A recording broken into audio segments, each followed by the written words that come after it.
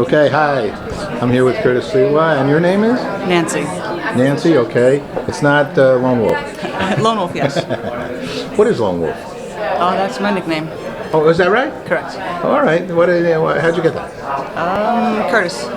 Okay, Curtis, why'd you get rid of the name? If you don't mind. Well, every guardian angel ends up with a nickname. It's a lot easier to remember a nickname than it is some of their names. So my nickname was The Rock originally, then Angel One. So it's a much easier way of being able to recognize now 5,000 guardian angels all over the world.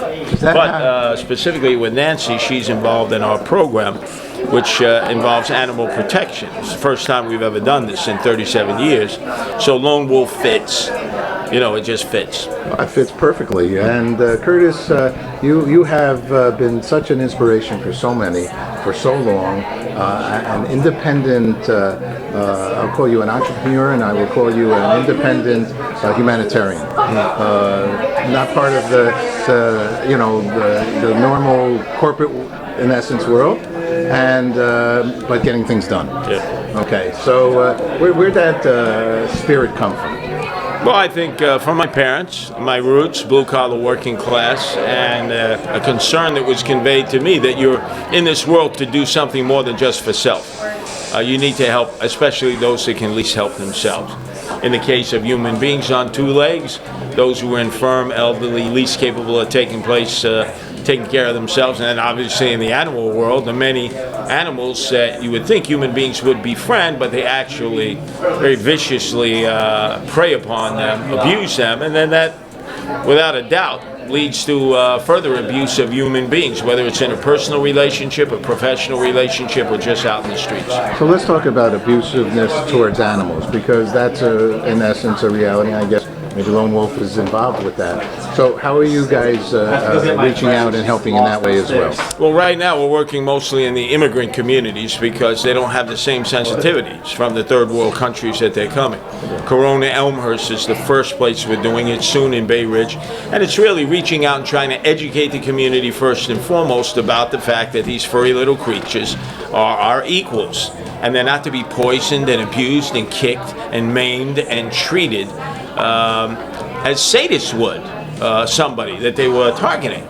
And as I've said, study after study and what I've seen in the streets, the person who begins to abuse animals at a very young age will end up abusing all the human beings who are within their circumference. And that's been proven time and time again. This is a very interesting perspective that you're speaking about. You know, I happen to know and really agree with you in the sense of immigrant, when you said immigrant, and because I know, and I was in essence shocked, you know, animals do not live in the house with a family and at least in Europe. I know that from my friends in Europe, you know, the dog had a doghouse and hung out outside, and I've been in Jamaica, just come back from Jamaica. We got dogs all over the streets and things. You know, it's a different mindset, right? Oh, completely. My parents. My mom on my grandparents' side, the Italian side, she never believed in having animals in the house, nor did my grandfather. He had dogs and cats. They either were in the basement or they were out in the front yard. The dogs had a doghouse, the cats roamed. That bring them into the house was considered a shanda or disgrazia. You just didn't do that. I was able to bamboozle my mom and convince her, the first dog that I had, to let him into the house. And slowly but surely, he was able to make his way in. But that was verboten.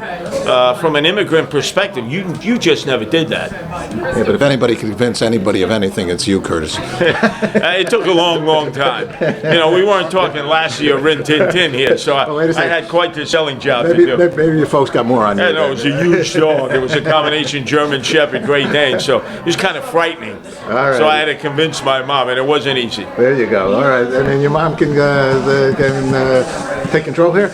Well, she became his best friend because oftentimes when we were away, my dad was a merchant seaman. I would be out in the streets, and sometimes there would be questionable situations that's taking place in the yard or the house or outside, and the dog would start barking and everybody would run. He became her friend for life.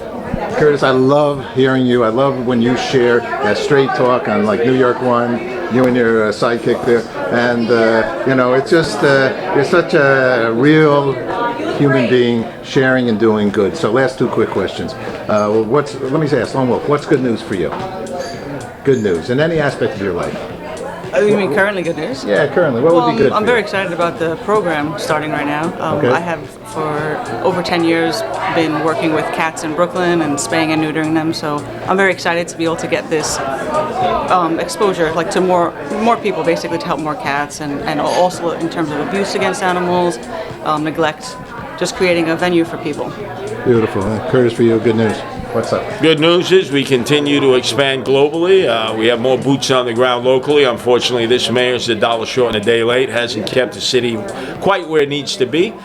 So very active, and obviously preparing another generation of guardian angels. That'll be the fourth generation that we've developed since 1979. Last question. We're very involved with the International Day of Peace, which is September 21st. 193 countries agreed to a Day of Peace in the United Nations. So I've asked thousands of people, what does peace mean to them? So what does peace mean to you? Not offending anyone else in any manner. What does peace mean Peace to for Curtis me Leroy? means not giving a beat down or getting a beat down. Well, we take it to the streets. Most people will speak of it from the vernacular of the streets. I look at the streets. If you're not giving beat downs and you're not getting beat downs, that's peace. You are fantastic. Thank you so much. My pleasure.